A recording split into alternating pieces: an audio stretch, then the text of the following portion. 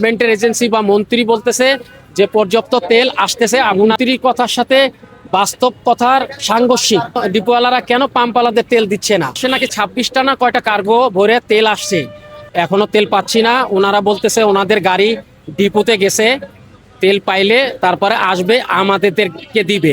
কিন্তু আমরা কালকেও শুনেছি, এর আগেও শুনছি আমাদের দেশে পর্যাপ্ত তেল আছে এবং আসছে।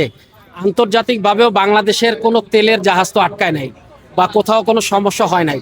তাহলে আমাদের দেশে কেন সমস্যা?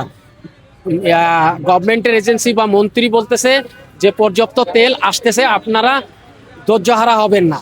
কিন্তু আমরা পাম্পে যখন আসতেছি 4-5 ঘন্টা দাঁড়ায় থাকতেছি, তেল পাচ্ছি না। তাহলে মন্ত্রীর কথার সাথে বাস্তব কথার সাংঘর্ষিক, এখার কোনো মিল নাই। পাম্পওয়ালারা বলতেছে ডিপো থেকে তেল দিচ্ছে না। তাহলে পর্যাপ্ত তেল যখন আসতেছে, ডিপোওয়ালারা কেন পাম্পওয়ালাদের তেল দিচ্ছে না? এবং পাম্পওয়ালারা এখনো রেশনিং করে তেল দিতেছে।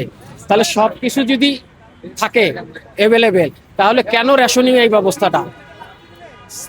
এই মাসে নাকি 26টা না কয়টা কার্গো ভরে তেল আসছে, অন্য মাসে 15-20টা হইলে চলে।